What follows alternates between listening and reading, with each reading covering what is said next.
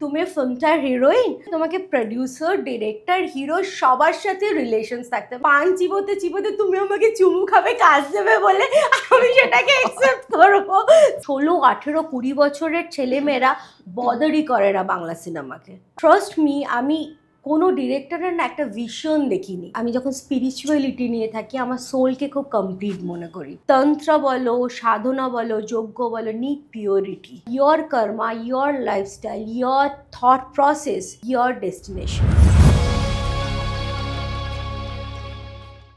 Welcome to ট্রাম্পটাস with Nira.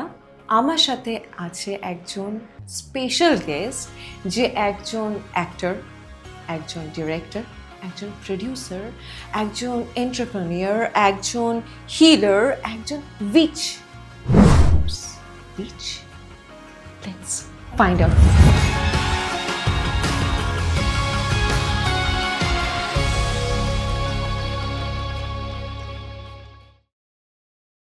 High Suchandra. Hi Neera. I was so happy তোমাকে এত বছর পর এইভাবে আমাদের সামনে পেয়ে। আমি তোমাকে পার্সোনালি অনেক ক্লোজলি চিনি, অনেক বছর ধরে চিনি, বাট এখন তোমাকে এত কিছু, এত ভ্যারাইটি, তোমার এত জনার দেখে I was so pleased and so happy. But আমিও তোমাকে এই রোলে দেখে আই এম রিয়েলি হ্যাপি, এবং এই পডকাস্টটা স্পেশালি আই ফিল খুব এনজয় করে হবে। I hope so. বাট আমি তোমাকে ফার্স্ট স্টেপ বাই স্টেপ তোমাকে একটু আবিষ্কার করার চেষ্টা করি। ওকে। তো আমি আমার দর্শকদের জন্য একটুখানি যদি তোমার অ্যাক্টিং ক্যারিয়ার কিভাবে আসলে, অ্যাক্টিং থেকে ডিরেকশনে কিভাবে গেলে, কেনই বা গেল, তো এই ব্যাপারটা নিয়ে যদি আমাদের দর্শকদের আর আমাদের একটুখানি ব্রিফিং করো। অ্যাক্টিং ক্যারিয়ারে আসাটা আমার খুব ইন্টারেস্টিং ওয়েতে, মানে ইটস লাইক যখন আমি আমার ফার্স্ট ইয়ারে পড়ছি, সেই সময় আমাদের কলেজের একটা ফেস হয়েছিল। তো সেখানে একজন বম্বে ডিরেক্টর এসেছিল। তো হয় না যে আমি একটা ফিল্ম করছি, আপনি করবেন, কাইন্ড অফ বলেছে, চলে গেছে, নাম্বার নেওয়ানেওয়ি হয়েছে, ফাইন। 1 মাস পর উনি আমাকে বলেছে যে টেকনিশিয়ানে একবার এসে যাবে, আমি তো বম্বেতে আছি, আমি একটা হিন্দি ফিল্ম করছি, হোমাই এক জিন্দেগি বলে, যেটা ঋতুপর্ণা সেনগুপ্ত প্রডিউস করছে। সো তুমি এবার আমি ভাবছি যে টেকনিশিয়ান স্টুডিও, সিরিয়াসলি বলছে, এরকম হয় না। সো আমি এটার মধ্যে খুব মজা আছে, বিকজ আমি গেছি বন্ধু বান্ধবদের নিয়ে, কলেজ থেকে বেরিয়ে গেছি। এবার ওনার একটা অ্যাসিস্ট্যান্ট আমাকে স্ক্রিপ্ট দিয়েছে, দিয়ে আমি বলছি শুটিংটা কি হবে আর কি। তো বলেছে যে আজকে 2 দিন পর 8টার সময় হবে, এবং পরের দিনও 8টার সময় হবে। একদিন এরকম স্টুডিওতে হবে, পরের দিন হসপিটালে হবে। So it's okay. খুব আমি ইন্টারেস্ট নিয়ে বাড়িতে চলে এসেছি। তো আমি বন্ধুবান্ধবদের বললাম, বাবা মাকে কি বলা যাবে, কিচ্ছু বলতে হবে, রোজ তো সকাল 8টায় শ্যুট হবে। সো আমি আরামসে চলে এসে কলেজের নাম করে চলে যাব। শুটিং কমপ্লিট করার পর আমি জানতে পেরেছি পরের দিন রাত্রির 8টা থেকে শুটিং। O my god. ওকে। হ্যাঁ। সো তখন আমি ভাবছি কি করবো, পরের দিন যাব না এরকম, মানে তারপর ভাবছি না একদিন শ্যুট করে নিয়েছি, এরকম তো হয় না। তো এবার আমি মাকে এরকম করে বললাম যে মা একটা প্রজেক্ট করছে, একটা শর্ট ফিল্ম। মা বলছে হ্যাঁ, তুমি কখন, কীভাবে? বললাম না, মানে হয়ে গেছে। যে ঠিক আছে, আমি বাপির সাথে কথা বলবো, মানে আমি বাবাকে বাপি বলি। সো আমি বললাম না কথা বলতে হবে না, হয়ে গেছে একদিন শুটিং। তো তারপরে ওই মাকে নিয়ে যাওয়া, তারপরে আমি দেখলাম আমার থেকে বেশি মাই এনজয় করছে। ওকে, তুমি তোমার প্রত্যেকটা শুটিং এর সময় তোমার মাকে নিয়ে যেতে? ইনিশিয়ালি 1-2 প্রজেক্ট, তারপর আমার মনে হয়েছে যে না, মা বেশি এনজয় করে, আর এত কথা বলে দরকার নেই। আমিও দেখেছি এরকম আমাদের সময়, আমিও যখন কলেজ লাইফেও কিছু, তখন ফার্স্ট আমারও কিছু অ্যাডস শুট আসছিল, বাট আই ডোন্ট নো এখনকার জেনারেশন সেটা দরকার পড়ে কি পড়ে না, বাট আমরা কিন্তু মাদের নিয়ে বা কোনো একটা গার্জিয়ানদের নিয়ে আমরা কখনো শুটিং এ পড়ে বা ফার্স্ট এক্সপিরিয়েন্স যখন হতো আমরা কিন্তু নিয়ে যেতাম। এক্স্যাক্টলি। আর তাতে কি বলতো, কোথাও গিয়ে না আমিও পার্সোনালি এটা দেখেছি, মাকে নিয়ে যাওয়া মানে চারিদিকটা সেফ। তারপর আফটার দ্যাট যখন আমি ফুল ফেজে সিনেমা করতে লাগলাম, এবার যখন আমার 20 দিন 25 দিন শুটিং হতো, তখন ডিফিকাল্ট হতো। কিন্তু হ্যাঁ, মানে একটা কাউকে থাকতে হবে, যেটা খুব ইম্পর্টেন্ট। এই যে আমরা বা তুমি কোথাও না কোথাও কোনো গার্জিয়ানকে নিয়ে গিয়ে কোথাও না কোথাও সেফ ফিল তো রাইট রাইট। তো এরকম কি তোমার, আমি অনেক জায়গায় শুনেছি আমরা যে অনেক কাস্টিং কাউচ হতো হয় এক্স্যাক্টলি। তো এটা তোমার কি নিজস্ব কোনো এক্সপিরিয়েন্স আছে? আমার খুব মানে লাইক বলো তো, উই আর ক্রিয়েটিভ পারসন, আমাদের ইমোশনসটা অনেক সময় অনেক বেশি ওয়ার্ক করে নর্মাল পার্সনের থেকে। আমি তো স্পেশালি আজ অব্দি হিরোর থেকে বেশি ডিরেক্টর আর প্রডিউসারের প্রেমে পড়েছি। সো হ্যাঁ, মানে যখনই আমি দেখি যে না ক্রিয়েটিভলি একটা আন্ডারস্ট্যান্ডিং তৈরি হচ্ছে, তখন ভালোবাসাটা বেরিয়েই আসে। তাই কিন্তু মানে উই ক্রিয়েটিভ পিপল লাইক আমাদের মধ্যে কানেক্ট হয়ে যায় কোথাও না কোথাও, একটা হয় ভাইবস মিলে যায় কোথাও না কোথাও। তখন মনে হয় যে না এই কনভারসেশনসটার একটা ইনিশিয়ালি মনে হয় যে এন্ডলেস, রাইট, যাই চলতে পারে আর কি। সো একটা এক্সপিরিয়েন্স, আমি ধরো আমার জার্নিটা ওইভাবে শুরু হয় যে আমার না মানে অ্যাজ এ অ্যাক্টর জার্নিটা একটু স্মুথ হয়েছে, যেখানে তুমি কাস্টিং কাউচ নিয়ে বললে ওই জায়গাটাতে কিছু কিছু জায়গা আমাকে ফেস করতে হয়েছে এরকম ভেরি উইয়ার্ড। এই জন্যে আমি বলবো তোমাকে যে আমাকে একটা প্রজেক্টে, কলকাতা খুব বড় হাউসের একটা প্রজেক্টে অ্যাজ এ হিরোইন সিলেক্ট করা হয়, এবং সেখানে একজন খুব বড় ইপি প্রোডাকশন ম্যানেজার আমাকে বলে যে তুমি ফিল্মটার হিরোইন, সো এখানে যখন আউটডোর থাকবে তোমাকে প্রডিউসার, ডিরেক্টর, হিরো সবার সাথে রিলেশনস থাকতে হবে। What is this? তো উনি তখন 4-5টা হিরোইনের নাম বলে এরা তো করে। You are mad or what? মানে মানে হতে পারে আমি মেবি প্রজেক্টটার জন্য আমাকে প্রডিউসারের সাথে একটা রিলেশনস তৈরি করতে হতে পারে বা হোয়াট এভার। বস নেই হোগা, ইমোশনস কা মেরা একদম মানে কি বলবো, একটা মানুষ একই টাইমে এইরকম ইমোশনস দিয়ে যেতে পারে, মানে সেটা আমি পারবো না, যেতে পারে হয়তো মানুষ, তাদের আলাদা স্ট্রেংথ থাকা দরকার, ওই স্ট্রেংথটা আমার নেই। মানে ইউ আন্ডারস্ট্যান্ড? বুঝতে পেরেছি। তুমি নিজে এরকম কি ফেস করতে হয়েছে, মানে না হলে তুমি কাজ হয়নি বা এরকম? অ্যাকচুয়ালি আমি তোমায় বলছি এরকম হয়েছে, হয়নি না তা নয়, এরকম হয়েছে। বাট লাকিলি আমি মানে যেরকমভাবে মেন্টালি নিজেকে প্রিপেয়ার্ড করেছিলাম, খুব একটা ডেসপারেটনেস আমার মধ্যে ছিল না। জাস্ট নট মানে লাইক যে ভাই আমি প্রচুর প্রেম করেছি, প্রচুর ডিরেক্টর প্রডিউসার প্রেম করেছি, কিন্তু আমার মতো ওই ডেসপারেশনসটা ছিল না ভাই পান চিবোতে চিবোতে তুমি আমাকে চুমু খাবে, কাজ দেবে বলে আমি সেটাকে অ্যাকসেপ্ট করবো। সো হ্যাঁ, এইটার মধ্যে আমি কোথাও একটা ছিলাম যে হ্যাঁ একটু সুন্দরও হতে হবে, একটু ক্রিয়েটিভও হতে হবে। সো ওই ব্যাপারগুলো ছিল। আচ্ছা, তো দর্শকরা জানতেই পারছে তোমার চয়েস ক্রিয়েটিভ হতে হবে, সুন্দর হতে হবে। বাট আমি জানতে চাইছি, তুমি তো অ্যাক্টিং থেকে ডিরেকশনে চলে গেছো, প্রোডাকশনে চলে গেছো, তো এই অ্যাক্টিং জার্নি থেকে হঠাৎ এভাবে যাওয়া, এটার কি এটাও একটা কি কারণ যে তোমাকে এই সমস্ত বৈশিষ্ট্যের জন্য বা তোমার নিজস্ব কোনো ব্যক্তিগত চয়েসের জন্য তোমায় কেউ কাজ দেয়নি, না তুমি নিজে থেকে কোনো কাজ করোনি? একটা স্টেজের পর কাজের অভাব এখানে নেই, কিন্তু মেবি তুমি কমার্শিয়াল 3-4টে বড় ফিল্ম করছো, বা তুমি ক্লাসি ফিল্ম করছো, কনসেপ্ট ওরিয়েন্টেড ফিল্ম করছো, যেরকম আমি ধরো করেছি কলকাতায় কলম্বাস অনির্বাণের সাথে, নীলাচলে কিরিটি ইন্দ্রনীলের সাথে। সো আমার মনে হয় কাজের খুব একটা অভাব নেই। একটা সার্টেন সময়ের পর আমার রিয়েলাইজেশনস হলো না যে আমাদের ইন্ডাস্ট্রিতে না একটু অন্য রকম, মানে আমার কোথাও একটা মনে হয় যে এখানে যে ফিল্মগুলো হয় 45 to 60 যারা রেগুলার সিরিয়াল দেখে তারাই হলে গিয়ে ফিল্মটা দেখে। সো এখানে যখন 3 to 32 কোটি টাকার বিজনেস করছে, তাহলে মিসিংটা কোথায় হচ্ছে? মিসিং হচ্ছে 16, 18, 20 বছরের ছেলেমেয়েরা বদারই করে না বাংলা সিনেমাকে। আর বাংলা সিনেমা দেখতে যাবো হলে, ইম্পসিবল। এবং এটাও ভাবে না যে ওটিটিতে এলে দেখবো। মানে আমরা কিন্তু এরকম নয় যে আমরা বাংলা সিনেমা দেখতে চাই না, রাইট, বিকজ এরকম অনেক কিছু কিছু বাংলা সিনেমা আছে বা হয়েছে কিছু কিছু, যেগুলো আমরা হলে গিয়ে এখনো দেখেছি। সেটা আমরা কলকাতা থাকি বা কলকাতার বাইরেও থাকি, আমরা তাও আমরা দেখার চেষ্টা করি বাইরে, এই সিনেমাটা প্লিজ মানে ফোনে দেখার উচিত নয় বলে আমরা অ্যাটলিস্ট দেখি। বাট এখন তোমার কি মনে হয় এখন সিনেমা জগতে, মানে আমাদের যে ইন্ডাস্ট্রি, স্পেশালি আমাদের কলকাতা ইন্ডাস্ট্রিতে, এই ধরনের সিনেমা কি এখনো হচ্ছে না বা কেনই বা হচ্ছে না তোমার? না, আমার ওপিনিয়ন যেটা বলে সেটা হচ্ছে আমাদের না ফিল্মটা বিজনেস, রিসার্চ এবং তোমার নলেজ ওরিয়েন্টেড না। এখানে যারা ডিরেক্টররা, প্রডিউসাররা ফিল্ম করে, তারা ফিল্ম করার জন্য ফিল্ম করে। পুরো পৃথিবীতে যদি পুরো ইন্ডাস্ট্রিকে দেখো, তারা এই সময় পার্টিকুলার অডিয়েন্স মাইন্ডটাকে রিড করে একটা কনসেপ্ট ডেভেলপ করে, এবং তার কোথায় কোথায় এক্স্যাক্টলি কোন পয়েন্টে বিজনেস পয়েন্ট অফ ভিউ থাকতে পারে সেই জায়গাটাকে হ্যামারিং করে। সেই এক্সারসাইজটা এখানে নেই। আমি যখন অ্যাজ এ প্রডিউসার কাজ করা শুরু করলাম, ট্রাস্ট মি, আমি কোনো ডিরেক্টরের না একটা ভিশন দেখিনি।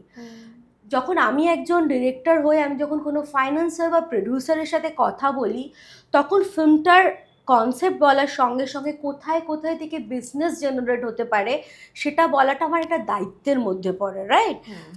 বাট আমি এখানে কারোর মধ্যে এক্সারসাইজটা দেখিনি। রিসার্চটা কম মনে হয় আমার, রিসার্চটা কম, বিজনেসটা বোঝে না, কোন অডিয়েন্সের জন্য ফিল্মটা বানাচ্ছি সেটা জানে না। মানে হাতে গোনা কয়েকজন বাদ দিয়ে বাকিদের কাছে তুমি মানে তাদেরকে যদি নাড়াও কিছু ঝরে পড়বে না যেখান থেকে বিজনেস বেরোবে। অথচ বলে হ্যাঁ ঠিক আছে 2 কোটি টাকা 3 কোটি টাকা, ভাই বল কি করে 10 লাখ টাকা ইনকাম হবে ফিল্মটা থেকে, সেটা কিন্তু বলতে পারবে না। আর আমি জানতে চাই তুমি যে ধরনের মুভিসগুলো করো সেটা জনারটাও অনেকটা আলাদা, রাইট? তো সেই ব্যাপারে একটুখানি আমাদের দর্শকদের একটুখানি। আমি কোথাও বিলিভ করি ফিল্ম মানে এন্টারটেনমেন্ট।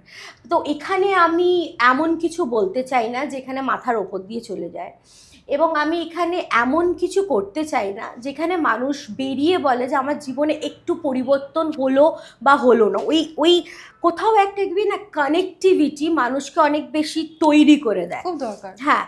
সো আমি ধরো এখনো অবধি যে সাবজেক্ট নিয়ে কাজ করেছি বা আমি ফিউচারে যে সাবজেক্ট নিয়ে কাজ করছি, প্রত্যেকটাই না থেকে মানুষ কিছু শিখুক, সেটা আমার ফার্স্ট মোটো। এবং এন্টারটেন হয়ে শিখুক, মানে এই নয় যে আমি লাইক ওফ খুব মাথা খাটাচ্ছি, নয়, বাট খুব রিলেটেবল ওয়েতে, যেটা একটা আন্ডারস্ট্যান্ডিং ওয়েতে একটা কিছু যদি পাওয়া যায়, সেটাই তো হওয়া উচিত ফিল্ম, রাইট? অ্যাকচুয়ালি তাই। তোমার এই যে মুভিসগুলো যেগুলো আসছে বা করেছো, তোমার বেশিরভাগ ক্ষেত্রে আমাদের কোন জনারটাকে তুলে ধরার চেষ্টা করেছো বারবার? দেখো, আমার ফার্স্ট অ্যাজ এ প্রডিউসার যে ফিল্মটা করা, সেটা আমার কাছে খুব চ্যালেঞ্জ ছিল। মানে আমার করার পর ব্রহ্মাস্ত্র হয়েছে, বাংলায় স্পিরিচুয়াল থ্রিলার লোকে ভাবতেই পারে না। সো আমার কাছে এটা সবথেকে মজার ব্যাপার হচ্ছে, আই বিলিভ সবাই মনে করে কি বলতো তান্ত্রিক মানেই হচ্ছে লাইক ভীষণ ভয়ঙ্কর একটা কিছু, কিন্তু মানে ওটা করে মানুষ, কিন্তু লুকিয়ে লুকিয়ে করতে হয়, ঠিক আছে, যাতে লোকে না জানতে পারে।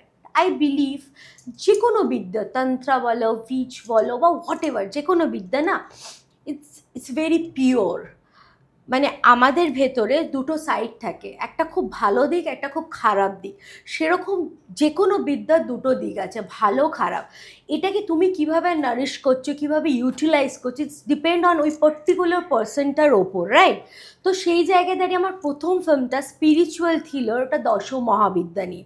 আমার ফিল্মের ট্যাগ লাইনই হচ্ছে ভালোবাসা সবচেয়ে বড় তন্ত্র, ভালোবাসা সবচেয়ে বড় জাদু। আই বিলিভ এনি পাওয়ারের ওপর একটাই পাওয়ার ওয়ার্ক করে, সেটা হচ্ছে অনেস্টি, লাভ এবং রিয়েলিটি। আচ্ছা সুচন্দ্রা, অনেকেই হয়তো জানে না তোমার লন্ডন ফিল্ম ফেস্টিভ্যালেও তোমার অ্যাওয়ার্ড থেকে শুরু করে অনেক কিছুই হয়েছে, সো এই ব্যাপারে একটুখানি দর্শকদের আমাদের জানাও। তো আমি প্রথম যখন আমার কাজ শুরু করি as a director, I believe you also believe যে আমাদের জীবনে যত ফিল্ম, যত প্লট তৈরি হয়, আমরা কিন্তু inspire by Ramayana, Mahabharata. So আমি যখন এটা নিয়ে ভাবতে শুরু করি, এবং আমার মনে হয় যে আমি এমন একটা জ্যাক নিয়ে প্রথম কাজ করতে চাই, যে জ্যাকটার মধ্যে ফিল্মেটিক এলিমেন্টস থাকবে কিন্তু একটা রনেস থাকবে, এবং কোথাও একটা গিয়ে ওই মানে ডাইরেক্ট কানেকশনসটা থাকবে। সো আমি সুপর্ণাকার ওপরে একটা ফিচার বানাই, যেটা আমি লন্ডন ফিল্ম ফেস্টিভ্যাল থেকে বেস্ট ফিমেল ডিরেক্টর অ্যাওয়ার্ড পেয়েছি। এবং ইটস নট ভেরি ইজি, এটা খুব ইজি ছিল না বানানোর, কারণ আমি প্লটটা শুরুই হয়েছিল যখন রামায়ণ কমপ্লিট হয়ে যায়, যুদ্ধ হয়ে যায়, রাম যখন অযোধ্যায় ফেরত চলে যায়, যদি সুপর্ণাকা আর সীতা এগেন ওমেন এম্পাওয়ারমেন্ট নিয়ে যদি সামনাসামনি দেখা হয়, সো কী হতে পারতো তারপর। ওখান থেকে আমার মুভিটা start. Wow, this is very very great story and concept. আর আমাদের জন্য আমার মনে হয় অনেকটাই প্রাউডের ব্যাপার যে তুমি একটা মেয়ে হয়ে একটা নারী হয়ে নারীকে রিপ্রেজেন্ট করেছো, প্লাস লন্ডন ফিল্ম ফেস্টিভ্যালে গিয়ে সেটা অ্যাওয়ার্ড নেওয়া আমাদের বাঙালিদের জন্য তো বটেই, আমাদের একটা মানে এটা নারী সত্তার জন্য আমাদের কাছে কোথাও একটা নীরা এটা মনে হয় না যে ওমেন্সদের এম্পাওয়ার করা উচিত? একদম করা উচিত, বিকজ শক্তি যতই পাওয়ারফুল হোক, সেই শক্তিটাকে এস্টাবলিশমেন্ট এই সমাজ এই কলিযুগে দেওয়ার জন্য কিন্তু একটা মেয়ের বড় সাপোর্টার হওয়া উচিত। একদমই হওয়া উচিত, একদমই হওয়া উচিত। আমার যেটুকু বিশ্বাস, আমার যেটা মনে হয় সেটা হচ্ছে নারী শক্তিকে হাইলাইট করা মানে হচ্ছে পুরুষদের সত্তাকে, ওদেরকে ডমিনেট করা। It's not at all related. I always believe একটা হেলদি রিলেশনশিপ বা একটা সাকসেসফুল ওম্যানের পেছনে একটা স্টেবল পার্সনের খুব দরকার। একদম, সেটা আমিও খুব বিশ্বাস করি। It's true. তো কোথাও একটা গিয়ে ইটস লাইক বলে না যে আমি যদি খুব পুরনো চলে যাই, আমাদের শক্তির আধারে চলে যাই, যে শিব শক্তি আমাদেরকে কি শেখাচ্ছে? So equality, support, equality, exactly.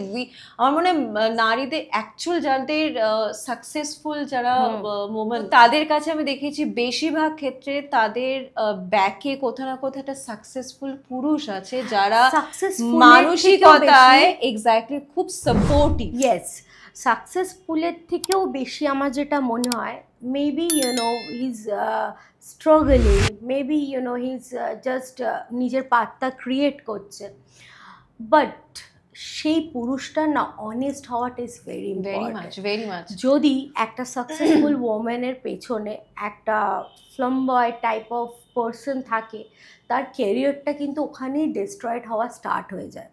It's not necessary যে সবসময় ফাইন্যান্সিয়ালি সাপোর্ট দরকার, বাট ওই ইন্টারনালি এনকারেজমেন্ট, এক্স্যাক্টলি, এবং যেটা বলে soul happiness, if you love and chemistry magic create করতে পারে। And I believe you believe this যে आपका पाथ तब लगेगा यार হ্যাঁ ঠিক আছে, এভরিথিং ইজ হয়ে যাচ্ছে, এক্স্যাক্টলি, খুব স্মুথলি হয়ে যায় তখন। তো আমি আমি তোমার আরেকটা পার্টি এবার যাচ্ছি। তুমি যখন লাভ লাইফ নিয়ে শুরু করলি, সো আমাদের কর্তব্য এবার সুচন্দ্রার পার্সোনাল লাইফ নিয়ে একটুখানি ঘাটাঘাটি করবো। সো আমি সুচন্দ্রাকে এত বছর ধরে চিনি, আর আমার অনেক বছর গ্যাপ হয়েছে তোমার সাথে। আমার এই গ্যাপের মাঝখানে আমি অনেক কিছু জানতে পারিনি। I just want to know এই মুহূর্তে সুচন্দ্রার লাভ লাইফে কে আছে, কি চলছে, but I don't want to listen কে তোমার একটা আছে প্লিজ, বা যদি একটাও থাকে, but I just want to know কি চলছে তোমার এখন। হোয়াট আমি একটা নোবেল লিখছি, সো নীরা আমি তোমাকে তার ট্যাগলাইনটা বলতে চাইবো, দেন আমার এই মুহূর্তের মেন্টাল কন্ডিশনসটা তোমার ইজি হবে বুঝতে, বা আমার অডিয়েন্সেরও। সো আমি একটা উপন্যাস লিখছি যেটা হচ্ছে, একটা মেয়ে যখন জন্মায় সে রাধা মনে জন্মায়। রাধা মনে মিনস সে একজনকে আঁকড়ে ধরে প্রেম করে বাঁচতে চায়, বাট আস্তে আস্তে যখন সে বড় হয়, সমাজ তাকে দ্রৌপদী বানিয়ে দেয়। ইন দ্যাট রেসপেক্ট একজনের থেকে তার আর কিছু বেশি পাওয়ার থাকে না, মানে হয় না গিভার, একজন অনেক কিছু দিতে পারে, একটা মেয়ে সেটাই চায়। কিন্তু যদি না দিতে পারে, সে কি নিজেকে ডিপ্রাইভ রাখবে নাকি সে নিজেকে ওপেন আপ করবে? You tell me. Oh my god, समझदारों के लिए इशाराই কাফি, তো বোঝা যাচ্ছে একটাতে। আর আমি যেটুকু আমি সুচন্দ্রাকে দেখে এসেছি, ওর সত্যি ওর এত চারিপাশের প্রেম করার মানুষজন দেখেছি আমি, তো সেখানে আমি আজকেও শুনবো যে একজনই আছে, সো আমার কাছে খুব শকিং লাগতো। বাট নীরা, আমি আমার অডিয়েন্সকেও বলছি, আই ওয়ান্ট আমার সেই সোলমেটটাকে পেতে, কিন্তু সবাই চায়, সমাজ সেরকম পুরুষও তৈরি হতে হবে যে একা আমাকে হ্যান্ডেল করতে পারবে। আমার মনে হয় সোলমেটের কথা যখন বললে, এটা বহু বছর ধরে আমার ভেতরে চলছে। সো বাট লেটস সি, তুমি যদি পাও খুঁজে, বাট কি ধরনের সোলমেটের এরকম কোন সাইড থেকে আসতে পারে, so please let me know also. আমি একদম ইন ডিটেইলসে বলে দেব, I need, but that's a good part. এরপর আমরা তোমার লাভ লাইফ থেকে চলে আসব তোমার আসল সত্তার ভেতরে, স্পিরিচুয়াল জার্নি।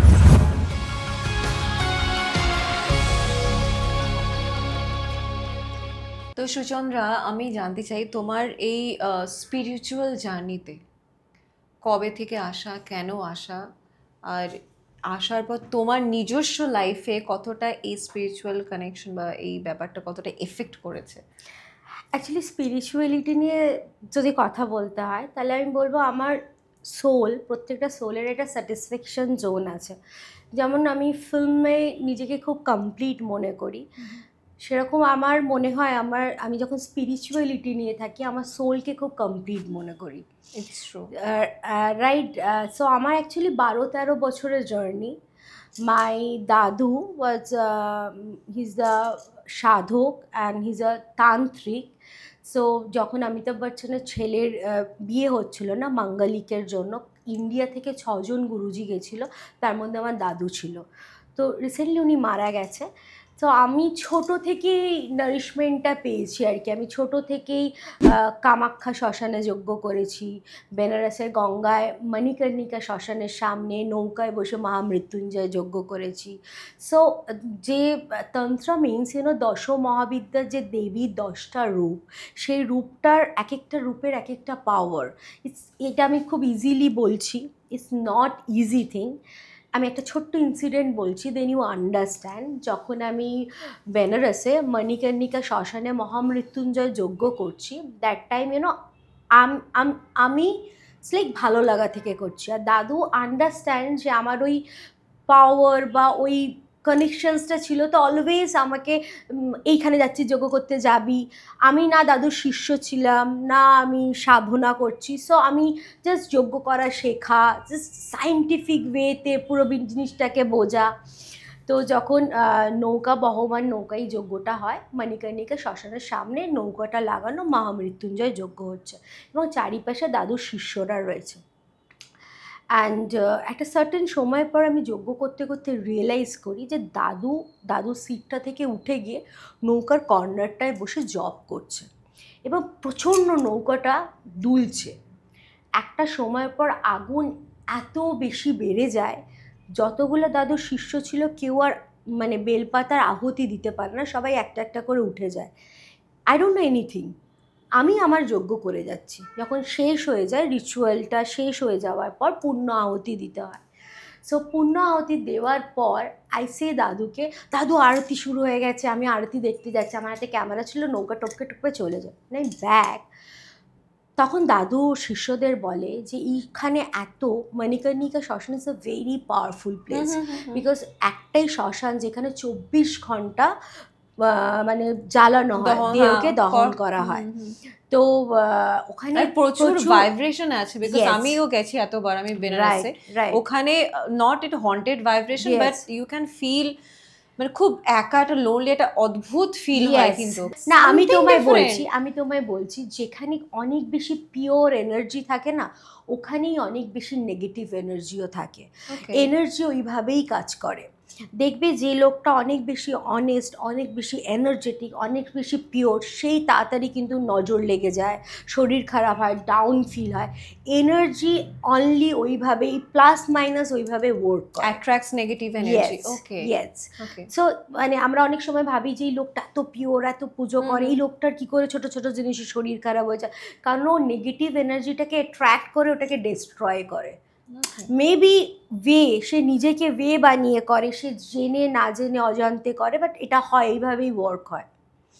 সো আমি যেটা বলছিলাম, তো আমি যখন ব্যাক করে আসি, আমি তখন শুনি যে ওখানে এত আত্মার উপদ্রব চলছিল, নৌকাটা সেই সময় উল্টে যেতে পারত। সেই জন্য দাদু উঠে গিয়ে প্রপারলি জব শুরু করে যাতে প্রোটেক্টেড হই আমরা সবাই, বাকিদেরও ওই ব্যাপারটা হয়। বাট আমি তখন এতই ছোট, এবং আমি একটা এত ইনোসেন্স জায়গা থেকে আমি কি করছি, আমি শিব ঠাকুরে মহামৃত্যুঞ্জয় যজ্ঞ করছি, এই ফিলিংস নিয়ে করছি। সো আমি কিন্তু যজ্ঞটা কমপ্লিট করতে পারি। তো আমি ফার্স্ট আই লার্ন তন্ত্র বলো, সাধনা বলো, যজ্ঞ বলো, need purity. If you think যে আমি এটার থেকে এটা পাবো, তোমার অর্ধেক এনার্জি ওখানেই শেষ হয়ে গেল। তোমার যেটা পাওয়ার তুমি সেটা পাবে, বাট তোমাকে ডিভোশনটা পিওরিটির সঙ্গে দিতে হবে। সো ওটার আমি কিছুটা ফিলিংস রেখেছি, আমি যে ফিচার ফিল্মটা প্রডিউস করেছিলাম ওই ফিলিংসটাই রেখেছি যে তন্ত্র ইজ দ্য, ভালোবাসি সব থেকে বড় তন্ত্র, পিওরিটি ইজ দ্য তন্ত্র। কোথাও না তোমার মনে হয় যে আমাদের আজকালকার সমাজে এই তন্ত্র সাধনা বা এই ওয়ার্ডগুলো যেটা তোমার সাথেও অনেকটা জড়িয়ে গেছেও, যেটা আমি শুনতে পাই, সেটা হচ্ছে উইচের সাথে তুমি নিজেকে কি রিলেট করো, বা তুমি এই ব্যাপারটা? দেখো, আমি উইচ নিয়ে আমার ভেরি সায়েন্টিফিক পারসন, বিকজ আমার ব্যাকগ্রাউন্ড স্টাডি, আমি স্ট্যাটিস্টিক্স নিয়ে পড়েছি, আমি বিসিএ করেছি। সো আমি সায়েন্সের বাইরে কিছু বিলিভ করি না, but I believe every strong woman একজন উইচ হয়। Which is the power, is the strength, and you know which এমন একটা স্ট্রেংথ যে কিছু বিলিভ করে না যে হবে না। So I believe you are also একজন উইচ। যে মানুষের এই শক্তি বল থাকে, যে বিলিভ করে যে যেটা আমি ভাবছি যে কোনো সিচুয়েশনে করব, সেই স্ট্রং উইচ। তাতে কে কী বলছে সেটা ম্যাটারই করে না। এটা নতুন, বা তোমার কাছ থেকে মানে নতুন একটা দিক জানা গেল। বাট আমি তোমায় একটা যেসব বলবো, যেটা তুমি বলছিলে, তন্ত্র হোক, উইচ ক্রাফটিং হোক, বা সাধনা হোক, বা এনিথিং, যা বলে ভৈরবী সাধনা, হোয়াট এভার, যে কোনো জিনিসের না, যে কোনো প্র্যাকটিস অলওয়েজ গুড হয়, ভালো হয়। ডিপেন্ড করে না ওই প্র্যাকটিসটা কীভাবে কে ওটাকে প্রয়োগ করছে এবং তার মেন্টালি কি কন্ডিশনে ওটাকে প্রয়োগ করছে। হ্যাঁ, বিকজ আমরা কিন্তু এটা শুনলে একটা নেগেটিভ একটা ভয় ধরে, ও মাই গড, তন্ত্র সাধনা, আমরা তো দূরে থাকি এই সমস্ততে। এই আমাদের এই কনসেপ্টটা যদি ইভেন আমিও জানি না এই ব্যাপারগুলো কেন কি অনেকে মানে অনেক কিছুতেই বিশ্বাস করে না, তার মধ্যে আমিও একজন, যে এই ধরনের তন্ত্র সাধনা বা এই ধরনের, আমি পুজোতে বিশ্বাস করি, আমি শিবের ভক্ত, আমি শুধু শিব, জাস্ট এইটুকু। বাট তার থেকে বেশি আমার মেবি আমার নলেজ নেই, বা আমি সেই কারণেও হয়তো মানুষের কাছে অনেক নলেজ নেই। তুমি যে শিব বললে না, অ্যাকচুয়ালি তন্ত্র কি, আমাদের 5 ইন্দ্রিয়, আমাদের শরীরটাই তন্ত্র অ্যাকচুয়ালি, এবং 5 ইন্দ্রিয়র যেটা বীজ সেটা হচ্ছে শিব। তুমি জেনে না জেনে তুমিও তন্ত্র সাধিকা। সো মানুষের কি বলতো, এডুকেশনসটা এত কম অ্যাকচুয়ালি, এবং মানুষ খুব চটজলদি একটা সলিউশনে ডিসিশনে আসতে চায়। দু একটা লোককে দেখে একটা বিগার থিংকে একটা ন্যারো থিংয়ে পরিণত করে। বাট ইটস ওকে, মানে ইটস এটা man to man, person to person vary করে।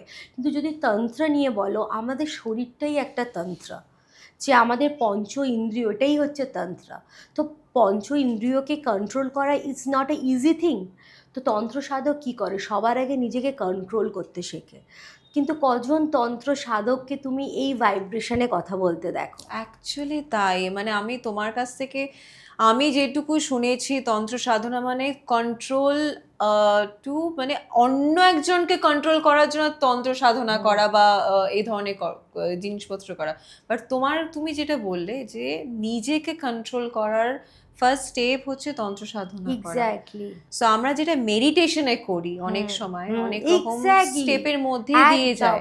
আমার এই পডকাস্টটা স্পেশালি করার কারণও একটা ছিল, বিকজ আমাদের প্রত্যেকের লাইফে আমরা বিভিন্ন ধরনের স্ট্রাগল, বিভিন্ন ধরনের এক্সপিরিয়েন্সের মধ্যে দিয়ে গেছি। তারপর আমাদের যারা সেই জায়গা থেকে সরে এসে সেই জায়গা থেকে ওভারকাম করে যখন সাকসেসের দিকে এগিয়েছে, তাদের লাইফ স্টোরি, তাদের সমস্ত এক্সপিরিয়েন্স আমি আমার দর্শকদের কাছে নিয়ে আসার জন্য, আমি তো জানতে পারছি তাদের লাইফ, বাট আমিও চেয়েছি যে আমিও গেছি, আমারও একটা সময় গেছে, এক্স্যাক্টলি আমারও একটা সময় গেছে যখন আমি নিজেও একটা এতটাই ডাউনফলে গেছিলাম একটা টাইমে। সেই সময় আমার কোনো গুরু ছিল না যে সে আমাকে ইন্সপায়ার করবে বা আমাকে গাইড করবে। বাট যখন আমি এই জায়গা থেকে নিজে ফেস করে যখন ওভারকাম করে এসেছি, অ্যাকচুয়ালি যার গুরু শিব, তার আর গুরুর দরকার নেই। হ্যাঁ সো আজকে সেটাই আমি বলছি, স্ট্রেংথ ইনসাইড হতা है। আর সব Actually থেকে তাই। Important Neera, we don't know, আমরা আমাদের স্যাটিসফ্যাকশনের জন্য পুজো করি, মন্দিরে যাই, আমাদের ভেতরে যে শক্তি আছে, আমাদের ভেতরে যে শিব অ্যান্ড শক্তির যে আমাদের যে 7 চক্রা আছে, যদি আমরা সেটার ওপর ওয়ার্ক করি না, আমাদের পৃথিবীর সব স্ট্রেংথ ভেতরে আছে। অনেকটা কিছু। আমি নিজে মেডিটেটে প্রথমে কোনো কিছুই ছিলাম না, বাট আমি দেখেছি এক একটা মানুষের এক একটা পয়েন্ট থাকে, এক একটা হিলিং। আমার কাছে মনে হয় যে এক একটা ট্রিগার জায়গা থাকে। আমার কাছে কারোর কাছে মেডিটেশন করে হয়, কেউ জিমিং করে হয়, কেউ খেলে হয়।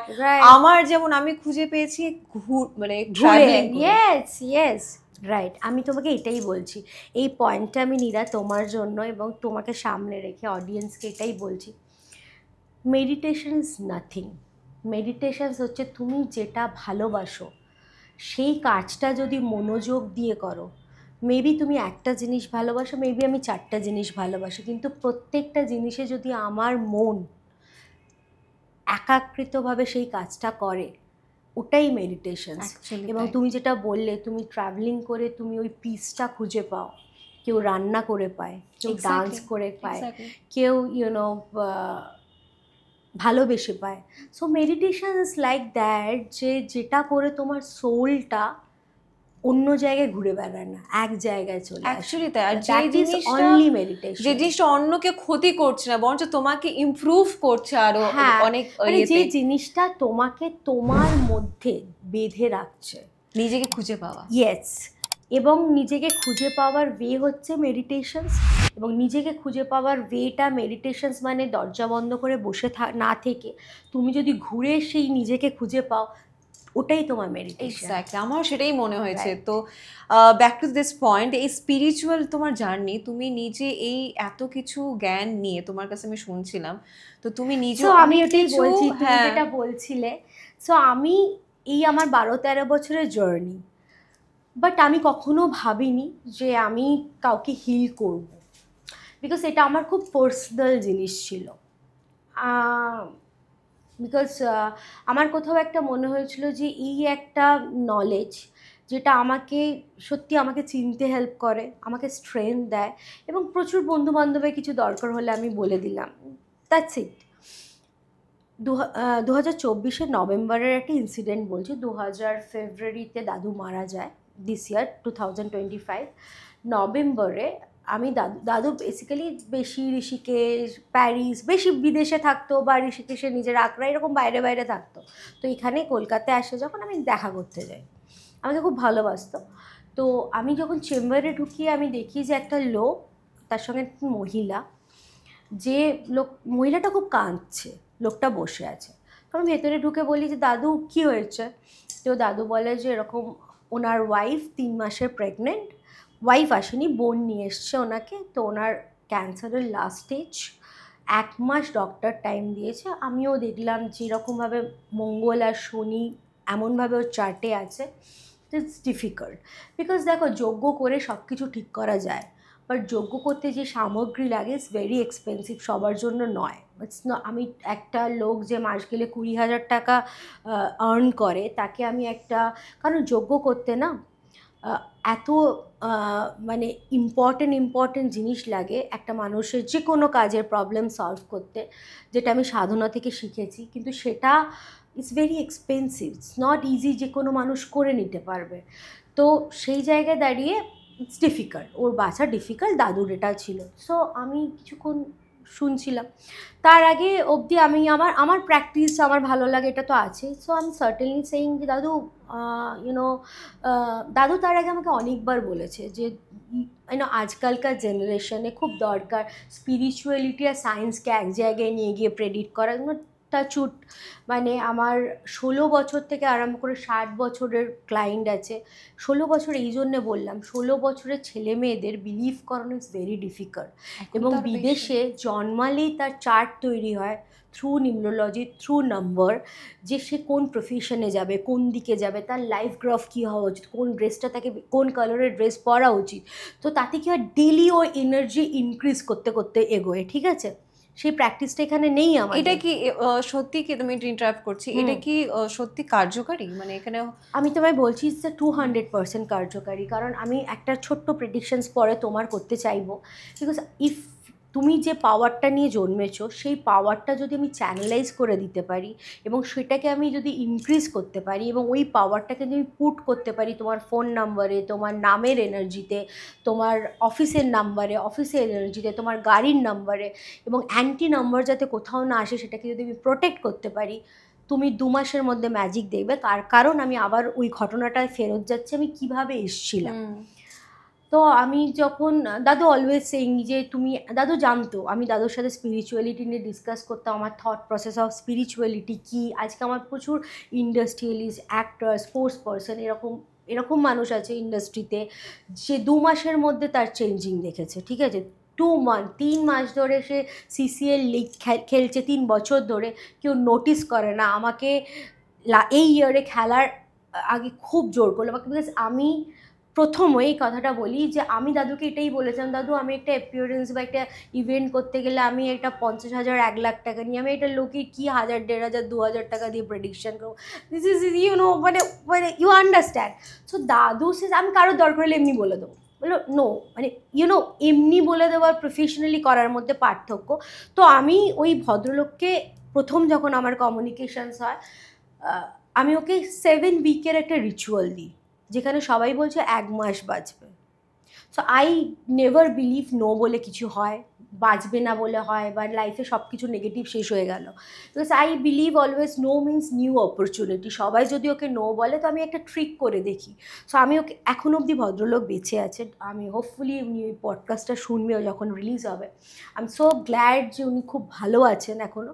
সো সবাই খুব অবাক হয়ে গেছিলো যে একটা মানুষ সবাই বলছে 1 মাস বাঁচবে, এই মহিলাটা শুরুই করছে 7 উইকের রিচুয়াল দিয়ে যে এটা আপনাকে করতে হবে, ঠিক আছে।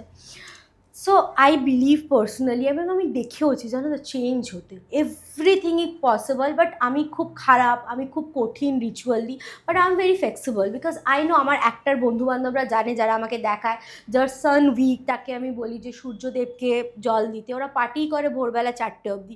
সো বলি ভাই 5টার সময় অ্যালার্ম দিয়ে জল দিয়ে আবার ঘুমিয়ে পড়বি, 4টে অবধি পার্টি কর। সো লাইক দ্যাট, যে তোর এটা দরকার।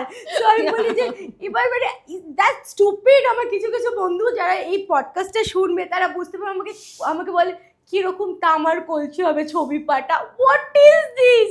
সো আমি এটাও করে দিই যে ভাই ঠিক আছে। সো আমি যেটা বিলিভ করি, তখন দাদু বলে যে নো, তুমি চার্জ করবে। যদি একটা মানুষের তুমি ভালো করো, প্রথমত তুমি যদি কিছু না নাও তার কর্মার 50% তুমি নিয়ে নেবে, সেটা তোমার ইন্টেনশনস হয়। তো তোমাকে ওকে 100% রেজাল্ট দেওয়াটা তোমার ইন্টেনশনস।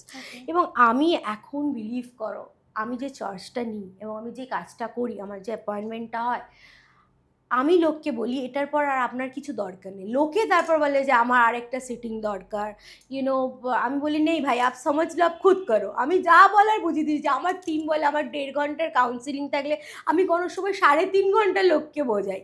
কিন্তু আমি চাই যে এর পরে তার জীবনটা যাতে একটা, তুমি যদি তোমার এনার্জিটা পুরো বুঝে যাও না, তোমার আর রাম শাম যদু মধু সেটা বলবে ওটা বসে, সেটা তোমার আর দরকার হবে না অ্যাকচুয়ালি। তাই আর স্টুপিড জিনিস, মানে আমার মনে হয় জানো, সবার আগে মনে হয় যে অ্যাস্ট্রোলজার বলে যে আমি সব করে দেবো, আমি তার আগে ব্যাকগ্রাউন্ড দেখি। সে যদি নিজে ফাইন্যান্সিয়ালি সাউন্ড নয়, ভাই সব করে দেবে।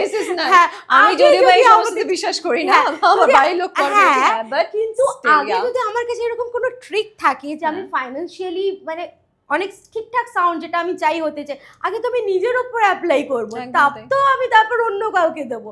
সো আই বিলিভ এই নাসা থেকে আরম্ভ করে পুরো সিস্টেমটা না নাম্বার এনার্জির ওপর চলছে। It's a bigger science.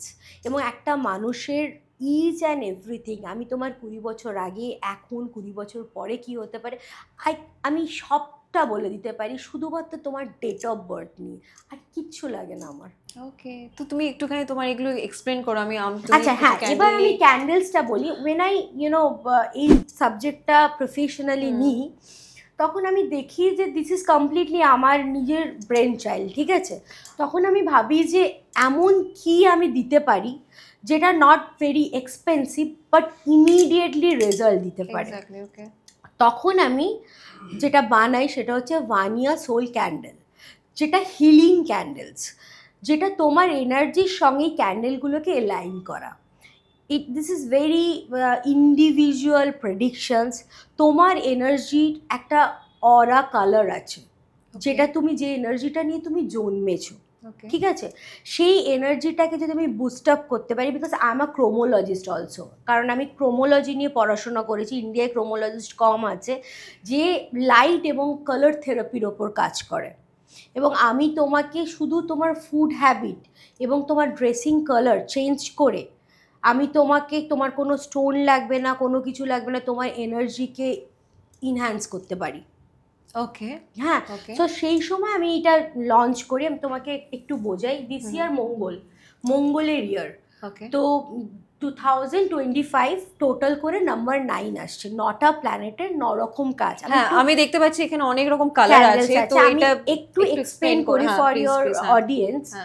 Number 1 যেটা হচ্ছে সান এনার্জি, যেটা সূর্যর এনার্জির সঙ্গে এলাইন থাকে। নাম্বার 2 মুন এনার্জি, যেটা মুনের এনার্জির সাথে এলাইন থাকে।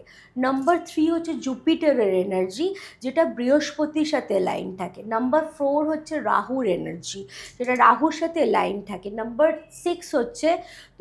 5 হচ্ছে তোমার বুধের এনার্জি, দ্য মার্কারি এনার্জি, যেটা তোমার বুধের সাথে লাইন থাকে। নাম্বার 6 হচ্ছে ভেনাস, যেটা শুক্রকে স্ট্রং করে, শুক্রর সঙ্গে এলাইন থাকে।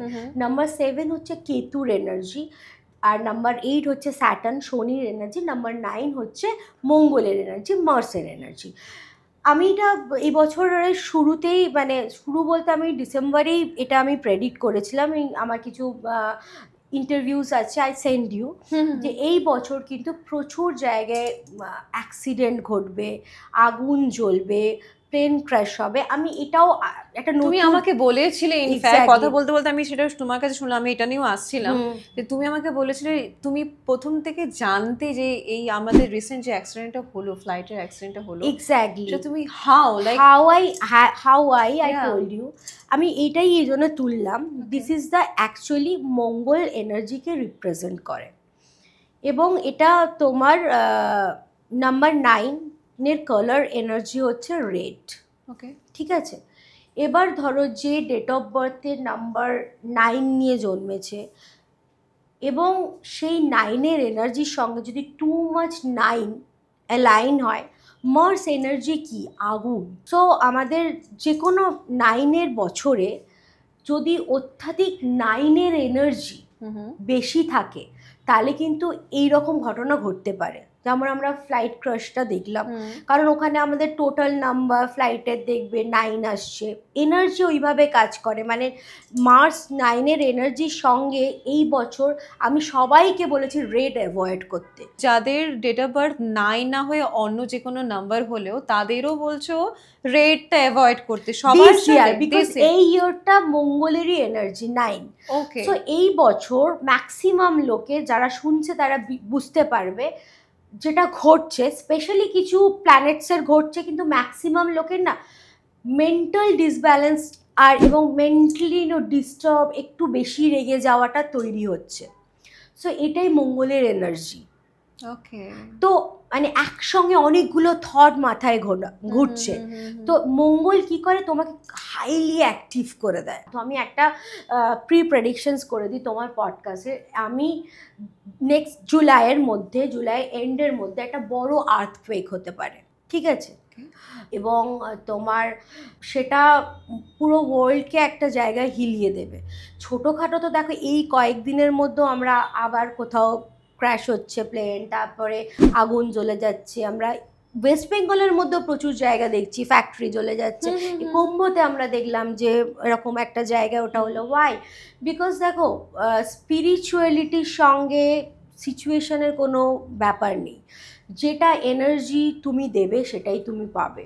আমরা যে ডেট অফ বার্থটা নিয়ে জন্মায়, that is our last birth Karma effect. So আমি ওই এনার্জিটার কাজ করেছি। ভগবান সারাক্ষণ এসে নোটিস করে তথাস্তু করছে না আমাদের। সো আমাদের একটা গ্রাফের মধ্যে ফেলে দিয়েছে, ওই গ্রাফটার মধ্যে দিয়ে আমরা যেভাবে যাব আমাদের লাইফ পাথটা ওইভাবেই তৈরি হবে।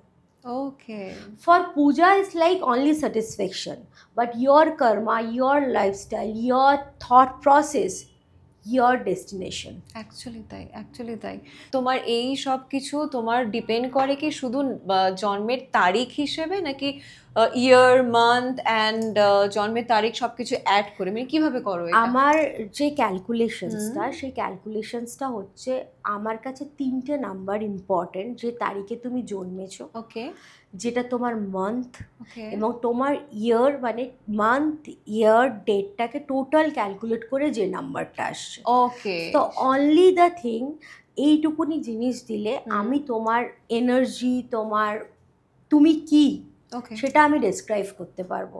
If you want I can, please go ahead. Yes. তুমি কি মানে আমাকে কি বলতে হবে তোমাকে? তাহলে এখন অ্যাঙ্কারিং এর কাজটা আমি করছি। Please. Oh my god, thank you. কিছুক্ষণ আমি রেস্ট নিচ্ছি এবার। সো আমাকে নীরা তুমি বলো যে তুমি তুমি বার্থডে সেলিব্রেট করো কোন নাম্বারে, মানে কোন তারিখে? 5th Jan, 5 তারিখে, রাইট? সো আমি এবার 5-এ আগে আসি। ওকে। 5 মানে হচ্ছে তোমার কাছে মার্কারির এনার্জি, বুধের এনার্জি। ওকে। যারা একটু জানে নিউমরোলজি নিয়ে, আমি তোমাকে দুটো জিনিস বলতে পারি। Never ever wear black. যখনই তুমি কালো পরবে, তুমি না অনেক বেশি মেন্টাল ডিস্টার্বড হবে, অনেক বেশি। কালো কি করে, এমনিও কালো যে কোনো এনার্জিকে অ্যাট্রাক্ট করে, এবং you are very pure number, you are very balance number. Number 5 কি হচ্ছে বলো তো, আমাদের যতগুলো প্ল্যানেটের নাম্বার আছে ওটা মিডিলে বসে আছে। আজকে আমার এই আই ডোন্ট নো এটার টোটাল নাম্বার কি হচ্ছে, তোমার এনার্জিকে প্রেডিক্ট করে আমি বলছি, তুমি যে কাজটা মন দিয়ে করবে সেটা 200% সাকসেস হবে। তুমি মনটা পুরোপুরি দিতে পারো না, মানে একটা সার্টেন সময়ের পর তোমার মনটা না অন্য জিনিসে চলে যায়। নেক্সট আমার কি হয় বলতো, আমার হয় একটা জিনিস ধর শুরু করে দিলাম, তারপরই হয় আচ্ছা এটা চলা শুরু করেছে তো, বিকজ আমার বিজনেসের ক্ষেত্রেও তাই। আমার চেন্নাই এক্সপ্রেস যখন খুলেছিলাম, ফার্স্ট যখন আউটলেটস করেছি, তারপর আমার আসে তার নেক্সট, মানে আমি ওখানে স্যাটিসফাইড হই না, মানে আমার হয়ে গেছে এতগুলো খুলে দিয়েছি, এটা লাইক দ্যাট। আমার ব্যাপার না, আমি তোমায় বলছি সবসময় মাথায় থাকে নেক্সট এই যে পরেরটা কি কাজটা আছে, করছো, দিস ওয়ার্ক। এবং তুমি যদি কখনো প্রোডাকশনেও আসো, এবং তোমার podcast it's like that, digital content is a content create, right? এবং ফিল্ম মেকিং, প্রোডাকশন যেটা বলে আর কি প্রপারলি, তুমি 200% সাকসেসফুলি করতে পারবে। এবং খালি আমি এইটুকু বলতে পারি, তোমার এনার্জি দিয়ে এই পডকাস্টটা খুব খুব খুব হিট জায়গায় পৌঁছবে। শুধুমাত্র তোমার মোনোটোনাস, মাঝে মাঝে মাঝে মাঝে তোমার যেটা হয় সেটা হচ্ছে ভালো লাগাটা একটু কমে যায়, it's a kind of moody kind of. Yes. Okay. তো সেটাকে ইনট্যাক্ট রাখার এই যে এতজনের দায়িত্ব আছে, তো তোমার এইসব হয়ে যাবে। তো সেটা যদি তুমি ধরে রাখতে পারো না, ফর ইউ, মানে আই ডোন্ট নো এতদিনে তোমার কেন প্রোডাকশনস হয়নি, এটা এখন শুরু হয়ে যায়, যা যখন শুরু হয় তোমার আশা বাকি ছিল, মেবি এগুলো সব জানার বাকি ছিল। You never ever time, this is a time, you never ever wear black and always prefer করবে green, off white, orange. I love this. White. I love white. Yes. These, I love. This is your soul energy color. I didn't know anything, but seriously, I love white. This color. I love greenery. I love to travel a lot. একদম। So আমাদের প্রত্যেকটা number এনার্জির সঙ্গে line করে, যেমন for you, আমার জন্য, তোমার জন্য this candle, I gift you this thing. Oh my, thank you so much. এটা তুমি 10 to 15 minutes যেটা বলো হিল বা মেডিটেশন শোবার আগে, whatever, তুমি এটাকে জ্বালাবে, okay, and you feel like different energy. And you know what, number 5, যত একটা কুল তুমি যত নিজে অশান্তি পাও, সামনের লোক তোমাকে নিজের মনের কথা বলে না শান্তি পায়। এবং একটা সময় এমন আসে তুমি ভাবো আমি আমার মনের কথা কাকে বলবো। Oh my god, yes, এটা আমার প্রচুর হয়, এটা আমার প্রচুর হয়। আমি প্রচুর নিতে পারি। সুচন্দ্রাকে মনের কথাটা বলবো, সুচন্দ্রা এসে নিজের এত প্রবলেম বলে দিল। আমি শুনতে ভালোবাসি, আই নো, বাট তোমার আর বলার সাহস হয় না। ওকে ঠিক আছে, চলো বলছে বলুক, ইটস লাইক ওকে ঠিক আছে, চলো। So this is you. Oh, okay, you are impressed? See yeah, আর এই আচ্ছা আমার এইটাতে বলো, আমি তো জ্বালাবার পর আমি দর্শকদের জন্য জানতে চাইছি, ধরো তোমার কাছ থেকে যাদের নাম্বার জেনে নিল, হ্যাঁ, রাতের বেলায় জ্বালালো, এরপর কি কিছু বলতে হয় বা না, কিছু করতে হয় নাথিং, বা সামথিং? বলা বলির কিচ্ছু না। দেখো এনার্জি না, এনার্জি এমন ভাবে কাজ করে, ইট ইউ নো ওয়ার্ড, এটা নিম পাতার বিভিন্ন রকম পাতা দিয়ে বানানো, বিকজ তোমার নাম্বার 5 বুধের এনার্জি নেচারের সাথে কানেক্টেড বলে ওটা ওইভাবে বানানো, স্যান্ডেলউড দেওয়া আছে ওর ভেতরে। Okay, that's why it's smell very nice. এটা তো অনেকটা না ওই মানে Yes, পুজোর একটা ওই ব্যাপার আছে। হ্যাঁ। সো এই ক্যান্ডেলটা যারই দরকার হবে ভানিয়া সোল ক্যান্ডেলের ওয়েবসাইটে পেয়ে যাবে, সব কটা এনার্জি ক্যান্ডেলস আছে। অ্যাকচুয়ালি আমি তো এই মাঝখানে ইন্টারাপ্ট করে বলে দিচ্ছি, আমাদের এই ভিডিওর নিচে ওর এই ডিটেলসটা লিংক বা কিছু থাকবে, সেখানে ক্লিক করে তোমরা পেয়ে যাবে।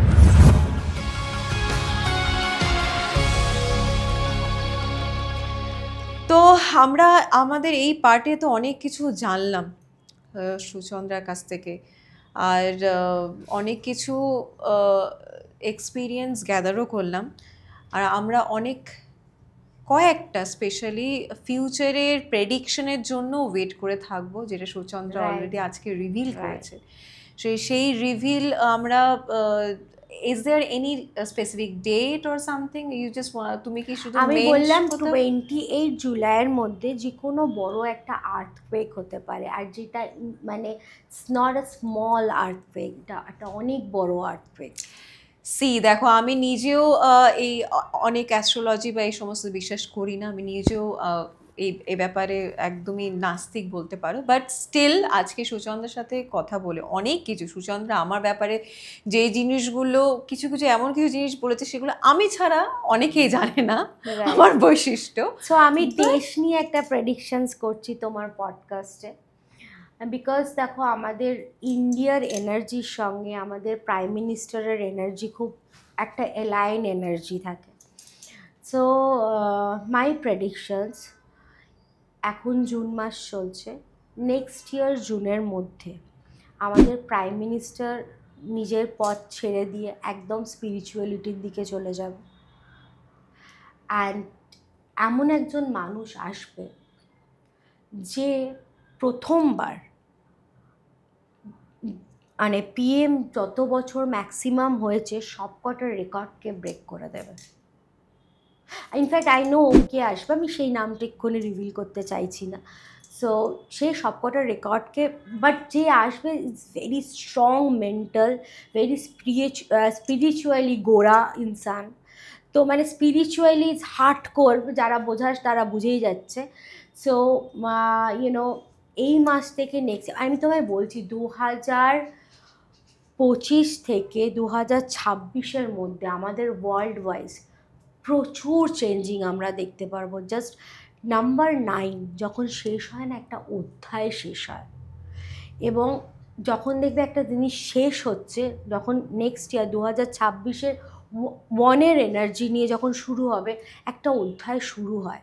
সো এন্ডিং অ্যান্ড শুরু একটা ইউনো ডিফারেন্ট, সব কিছু অনেক পাল্টে দেয়। এবং আরেকটা প্রেডিকশনস করে দিই, সেটা হচ্ছে এই জুন মাস থেকে নেক্সট ইয়ার ডিসেম্বরের মধ্যে ম্যাক্সিমাম জিনিস এআই রিলেটেড হয়ে যাবে।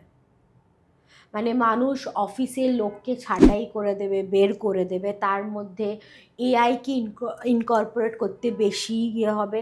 এমনিতে দেখতে পাচ্ছি ডিজিটালি এআই অনেকটা বেশি হয়ে গেছে, অনেকটা। তো এই 8-9 মাসের মধ্যে এখন যেটা দেখছো সেটা 10%, 100% চেঞ্জিং দেখতে পাবে। সো আমার কিছু এখানে বলার আমি ভাষাই পাচ্ছি না, তুমি এমন কিছু প্রেডিকশন করে দিয়েছো, আমার পর্যন্ত তো ঠিক ছিল, তাও আমি শুনতে পারছিলাম, বাট তোমরা দেখতে পাচ্ছ ক্যামেরার ওপাশে যারা আছে, আমার ক্রু, আমাদের টিম যে আছে, সুচন্দ্রা যে নেক্সট যে প্রেডিকশনটা বললো আমাদের মোদি, তার যে চেঞ্জেস, তার যে প্রেডিকশন, আমার এখানে কিছু সত্যি বলার নেই, বিকজ আমার এটা সবে শুরু করছে অ্যাকচুয়ালি আমি এটাও বলে দিই, আমরা এর মধ্যে থেকে দেখতে শুরু করতে পারবো মোদিজি যা ডিসিশনস নেবে ভেরি অ্যাগ্রেসিভলি নেবে, মানে আমরা অলরেডি একটা দেখেওছি, আমার পেহেলগাঁওটা আমরা খুব এর আগেও কয়েকটা দেখেছি, বাট এটা খুবই ইনস্ট্যান্ট আর দেখলাম।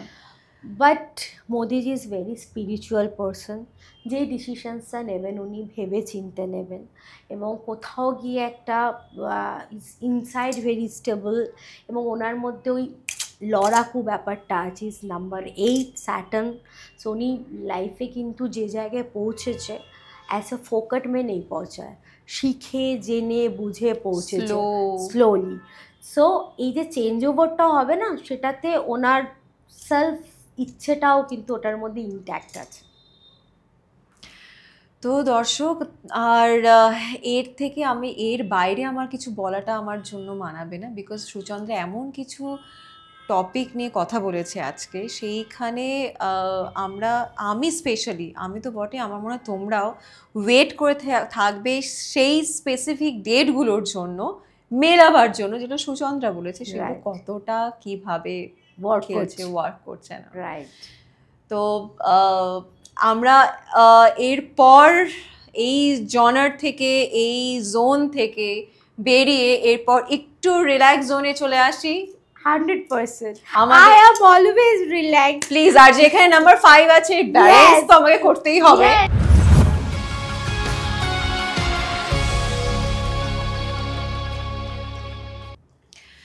আমরা তাহলে আমাদের লাস্ট র্যাপিড ফায়ার রাউন্ডে চলে এসেছি, যেখানে আমি আমার সুচন্দ্রাকে কিছু এমন কোয়েশ্চেন করব যার অ্যান্সার খুব তখনই যেটা মনে হচ্ছে তখনই বলবে, বাট এই খেলার একটাই নিয়ম, সেটা তোমাকে খুব সত্যি আর এমন কিছু সত্যি বলতে হবে যেটার জন্য একটা সুন্দর গিফট হ্যাম্পার আছে, আর যে যত তোমার অ্যান্সার যত স্পাইসি হবে সেই হিসাবে আমার যে সত্যি কখনো স্পাইসি হয় না, কিন্তু ইজ ইট স্পাইসি হয় না? বাট তুমি যেখানে সুচন্দ্রা আছে it's have to be spicy, right? So আমাদের সেরকম স্পাইসি চাই, তো ফর দ্য হ্যাম্পার। তো আমি কিছু কোয়েশ্চেন করব তোমাকে তখনই কিছু না ভেবে আমাকে অ্যান্সার দিতে হবে, right? Can I start? Okay, so দর্শক শুরু করা যাক। ওকে, অভিনেত্রী না হলে কি হতে? হিলার। ওকে, নিজেকে 3টে ওয়ার্ডে ডিসক্রাইব করো। I believe love, and I believe hard work, and I believe self opinion. Okay, that's nice. কখনো নিজে যখন ডাউন হয়েছো তখন নিজেকে কিভাবে রিস্টার্ট করেছো? যখনই ডাউন হয়েছি তখনই আমার একটা জিনিসই মনে হয়েছে যে এই ডাউনটা থেকে আমার কিছু লার্নিং করা উচিত এবং লাইফে ওটা পজিটিভলি ইউটিলাইজ করা উচিত।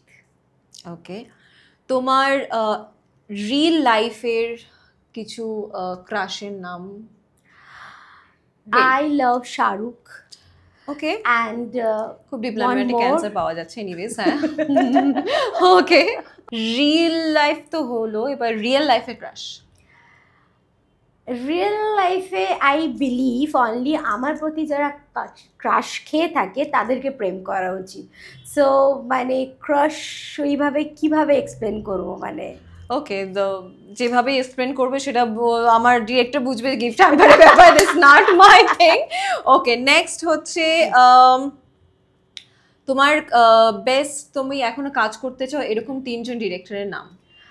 As a actor Sanjay Leela Bhansali, কলকাতায় আই ওয়ার্ক উইথ সৃজিত, তো আমি কৌশিক দার সাথে একটা কাজ করতে চাই, এবং আমার কোথাও একটা মনে হয় যে একটু মশালাদার কাজ করার জন্য করণ জোহরের সাথে কাজ করতে চাই। Wow, that's nice. এমন 3জন অ্যাক্টরদের নাম বলো যার সাথে তুমি কাজ করতে চাও। অবভিয়াসলি শাহরুখের সাথে কাজ করতে চাই, ভিকির সাথে কাজ করতে চাই, এবং I love Rajkumar Rao. So yeah. তুমি আমাদের টলিউড ইন্ডাস্ট্রিকে এরকম দুঃখ দিচ্ছ, দিস ইজ নট ফেয়ার। না অ্যাকচুয়ালি আমি যাদের সাথে মোটামুটি কাজ করতে চাই তাদের সাথে আমার কাজ হয়ে গেছে, আর আমার খুব একটা যারা কমার্শিয়াল হিরো আছে তাদের সাথে খুব একটা আমার ইন্টারেস্ট নেই কাজ করে। যদি ওরকম কোনো স্ক্রিপ্ট থাকে আমি ভাববো। That's nice, that's good. তোমার নিজের সম্বন্ধে শোনা এরকম ওয়াইল্ডেস্ট কোনো রিউমার? সো এটা মজার ব্যাপার হচ্ছে, সবাই ভীষণভাবে আমি ভীষণ অ্যারোগেন্ট, না গুছু, লোককে পাত্তা দিই না, খুব লোককে ডমিনেট করি, তো এটা আমি নয়। সো এরকম আমি প্রচুর শুনেছি। ওকে, 2024-এর কোনো এমন একটা ভুল যেটা 2025-এ তুমি আর করতে চাও না? হ্যাঁ, 2024-এ আমার একটা ভুল, যেটা আমি উইদাউট এনি প্রিপারেশনস আমি বম্বে থেকে একটা প্রজেক্ট স্টার্ট করতে চেয়েছিলাম। আমি রেকি করতে গিয়ে শুটিংয়ের প্ল্যান করে নিই যে চলো শ্যুট ভি আভি কর লেতে। সো এইটা আমি করতে চাই না, আমি প্রপারলি অর্গানাইজড ওয়েতে কাজটা করতে চাই। ওকে, কোনটা বেশি কঠিন, অ্যাক্টিং না হিলিং? অ্যাক্টিং, বিকজ হিলিংটা ভেতর থেকে হয়। কোনটা বেশি কঠিন, কমেডি না রোম্যান্স? আমার মনে হয় রোম্যান্স আমার মধ্যে আছে, ইটস নট কঠিন, কমেডি। ওকে, তোমার ফোনের লাস্ট কল? আমার ফোনের last call, who is the guy person? এটা কি দেখাতে হবে? হ্যাঁ, আই থিঙ্ক কোন ক্যামেরা দেখাবে? This camera? This camera is the actor director Rik Jaiswal, তারই 4-5টা কল আছে। ওকে, ডিরেক্টর সব থেকে বেশি অখুশি হয়েছে এখানে আমাদের। ওকে, এমন একটা রিউমার তোমার সম্বন্ধে যেটা তুমি শুনতে চাও, এখনো কেউ হয়তো বলেনি বা করতে চায়? হ্যাঁ ভাই, আমি শুনতে চাই আমার লাভ লাইফ নিয়ে কোনো রিউমার বেরোক, বিকজ ওটা এতটাই সিক্রেট, আমি শুনতে চাই। এরকম কোনো বলেনি আমাদের কেউ এসে, আমাদের বলো প্লিজ, আমাকে বলো। ওকে, দেন যদি তোমার লাইফে একটা সিনেমা হতো, সেই সিনেমার নাম তুমি কি দিতে নিজেকে? যদি আমার লাইফ নিয়ে একটা সিনেমা হতো তাহলে আমি সিনেমাটার নাম দিতাম আমি ও রাধা। লাস্ট একটা কোয়েশ্চেন, সেটা হচ্ছে তুমি নিজের বিষয় এমন কোন জিনিস আজকে আমাদের এই পডকাস্টে দর্শকদের বলতে চাও যেটা এখনো পর্যন্ত আজ পর্যন্ত নিজের বিষয়ে কিছু রিভিল করোনি ফার্স্ট টাইম? মোটামুটি ইউনো যে আমাদের সম্বন্ধে না বেশি রিভিল করলেও মানুষ জেনেই যায়, বাট তাও একটা জিনিস এখনও রিভিল হয়নি। মেবি রিসেন্টলি আই ফিল যে হয়তো আমি আমার সোলমেটের সাথে আস্তে আস্তে কানেক্টেড হচ্ছি। Oh my god, this is very spicy reveal. Hello, so this is a spicy reveal. তো সেই রিভিলের ডেট টাইম কিছু আমরা জানতে পারছি? সেটা তো জেনেই যাবে, আমি কানেক্ট হওয়া শুরু করেছি, সবে কানেক্ট হচ্ছে।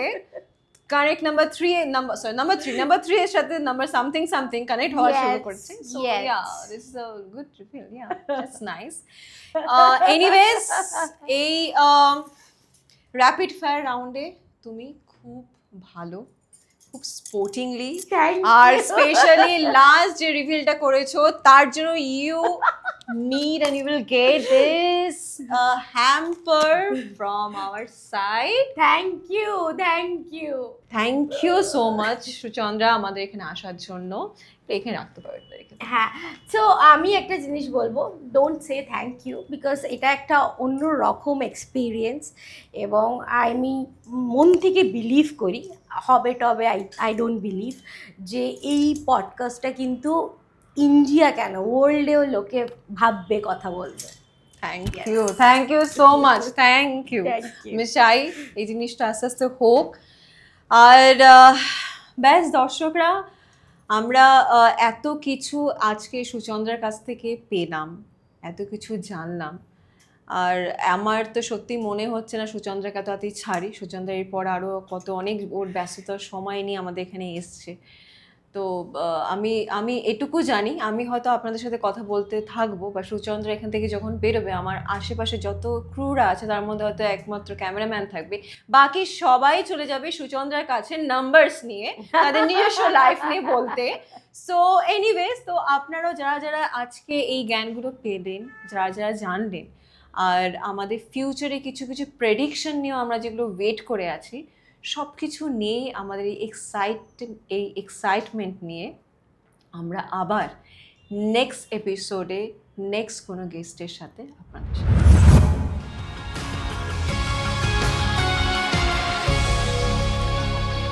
আমাদের এই আড্ডা যদি আপনাদেরও ভালো লেগে থাকে তাহলে অবশ্যই লাইক, কমেন্ট অ্যান্ড শেয়ার করতে ভুলবেন না। আর হ্যাঁ, সাবস্ক্রাইব করতে তো একদমই ভুলবেন না।